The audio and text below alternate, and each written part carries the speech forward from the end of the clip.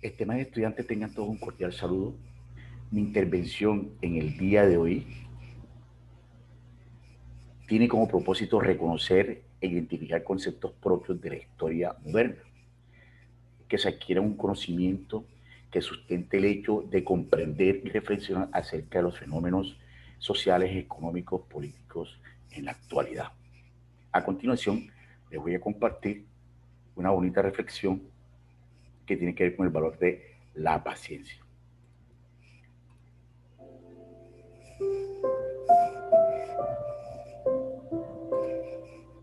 La vida puede ser complicada, dolorosa y llena de altibajos. Hay días en que incluso levantarse de la cama es difícil, pero tú sabes lo que pasa. Resulta que siempre tendrá otros días, otras personas, otros tiempos y otras historias que hacen que haga que la vida valga la pena. Siempre será un nuevo comienzo, una nueva oportunidad. Las sorpresas, las coincidencias y los reencuentros pueden cambiar todo. Estimado estudiante, te comparto esta reflexión y sabes, ten paciencia, todo tiene su tiempo y su espacio. Muchas gracias, estimado estudiante, por escucharme y seguidamente pasamos a los conceptos claves para entrar en materia. Y el primer concepto es reforma, independencia, colonialismo, Hispanoamérica, caudillo, federalista y centralista. Cuando hablamos de, cuando hablamos, estimados estudiantes, de reforma, hace referencia a cambios planificados por utilidad y conveniencia dentro de un sistema moderado o, obviamente, intereses del Estado. La independencia es sinónimo de libertad, de autonomía. Colonialismo es un sistema social económico por el cual un Estado extranjero domina o controla muchas colonias para extraer sus materias primas. Hispanoamérica es un conjunto de países americanos donde el español es la lengua oficial. Caudillo, el término empleado para referirse a un cabecilla o líder eh, desde el marco político e ideológico. Federalista es una doctrina política que busca que una entidad política u organización esté formada por organismos independientes autónomos. Centralista es una doctrina política que proponga la centralización política o administrativa, es decir, gobiernos centrales que tienen el poder de tomar decisiones políticas. Seguidamente, le formulo dos interrogantes puntuales. Primero, ¿qué transformaciones produjo las revoluciones liberales en América Latina y qué resultados obtuvo América Latina después de la independencia? Veamos entonces ese primer aspecto.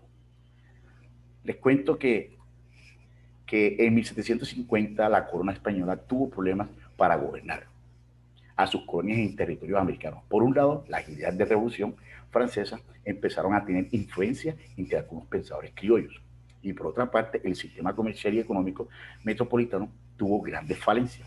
Obviamente, esto fue un descontento surgido entre las colonias españolas y los súbditos americanos por la participación en el poder político y económico. Ocasionaron que fuertes luchas de independencia en la mayor parte de los países latinoamericanos.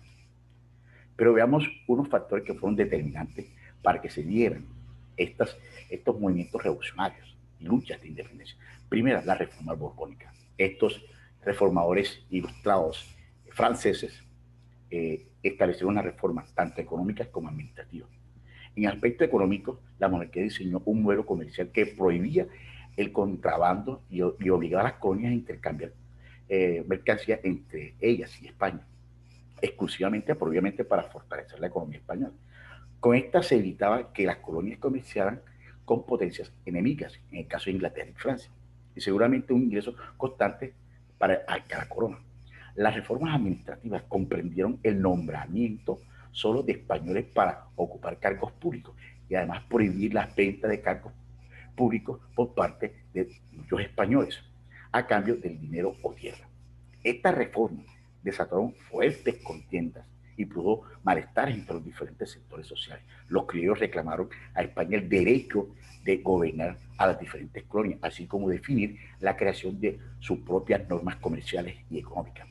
Los comerciantes que se quejaron por los altos impuestos que debían pagar y por la prohibición de comerciar con otras potencias europeas, el caso de Inglaterra. Finalmente, las comunidades indígenas también fueron afectadas porque se incrementaron los tributos que debían pagar a la corona.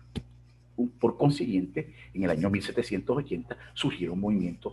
Uno de estos movimientos populares fue en el virreinato de la Nueva Granada sobre el levantamiento de los comuneros entre 1781 a 1782. Bien, veamos entonces otro aspecto que hay que tener en cuenta. Las influencias de las ideas liberales también marcaron la diferencia e impulsaron estas influencias de las ideas liberales en América y los eventos sucedidos en América del Norte, Europa, llegaron a América Española e influyeron en los sectores intelectuales y los letrados criollos. Esas ideas provenían de la ilustración del movimiento de independencia por parte de los Estados Unidos y la Revolución Francesa, dos grandes revoluciones liberales. En estos procesos, las ideas que criticaban el sistema monárquico absolutista y las políticas que aplicaban las metrópolis en sus colonias, así como la discusión en torno a los principios de libertad e igualdad, influyeron en las élites criollas que exigieron la participación política en el gobierno. Con el tiempo sirvieron de fundamento para independizarse todas las colonias de la corona española. Bien, entonces, otro aspecto que hay que destacar es el momento y el evento que se dio Napoleón frente a España. Napoleón frente a España. A principios del siglo XIX, en marzo de 1808, las tropas francesas invadieron España y tanto el rey Carlos V como su hijo Fernando VII fueron despojados de sus coronas y se declaró como nuevo rey a José Bonaparte, hermano de Napoleón, con la abdicación de los monarcas. El reino español vivió un periodo caracterizado por el vacío de poder que ocasionó críticas a las relaciones políticas entre las monarquías y las colonias americanas.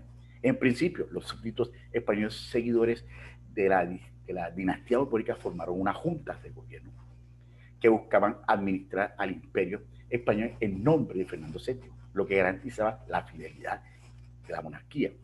En septiembre de 1808 se creó la Junta Central de Sevilla que buscó defender al imperio y sus coronas mientras restituían el poder de Fernando VII. Esto conllevó a que se diera en toda América unas juntas hispanoamericanas. Entonces, como podemos observarlas aquí, esto conllevó a que se dieran unas juntas hispanoamericanas en todo este continente. Y estas juntas, como se crearon tanto en América Española, desde la Patagonia, de Río Grande, donde actualmente la frontera de Estados Unidos, y incluso hasta la frontera de Estados Unidos de México, aunque en un principio estas juntas tuvieron como consigna su respaldo al rey Fernando VII y fidelidad a la corona española, los líderes políticos americanos se opusieron a la Junta de Sevilla y juraron fidelidad al rey Fernando VII. Con el tiempo, tras la crisis del poder del imperio español, los criollos estuvieron ante un dilema de mantener las colonias bajo una autonomía política con respecto a la corona o independencia absoluta de las metrópolis. Eso es algo que hay que señalar y vale la pena resaltar. Pero ¿qué pasó ahí? Pasa en este momento en que en 1814 Fernando VII retornó al trono de España gracias a la ayuda de Inglaterra, tras ser restaurado en su poder. El rey español abolió los logros liberales de la Constitución de Gales y emprendió la represión de las revueltas independentistas que se dieron en las colonias americanas. Para emprender esta última tarea, Fernando VII envió a Pablo Morillo y a Pascual de Liña, quienes desembarcaron con tropas y armas en Venezuela y en Virreinato de Nueva España, respectivamente, y conllevó la represión pues, del ejército, de esos dos ejércitos militares, dejó muertos y miles de presos en el nuevo reino de Granada. Por ejemplo, Pablo Morillo fusiló a varios criollos que se habían sublevado contra la corona española. Ahora bien, entonces, allí podemos señalar que esto también motivó a que se dieran unas fuertes luchas y se lograran procesos de independencia, se lograran independencia. El caso, el caso de Nueva Granada y Venezuela. Estos, estos, en estos dos territorios, para hacer frente a la campaña de reconquista de Pablo Morillo, los ejércitos liberadores fueron organizados por Simón Bolívar y el líder militar local con Francisco Pablo Santander y José Antonio Páez. Tras la organización de los ejércitos patriotas, combatieron varias confrontaciones, derrotando en el 7 de agosto de 1819 con la batalla de Boyacá y con la batalla de Carabobo el 24 de junio de 1820. Estas derrotas facilitaron la expulsión de los españoles en todo el territorio de Nueva Granada. Y de esta manera, pues, Bolívar también lideró la independencia de Perú, Bolivia y Ecuador. Entonces, finalmente, veamos la última parte, que es América Latina después de la independencia. Aspectos políticos, aspectos económicos y sociales. ¿Qué se dio allí en esos aspectos?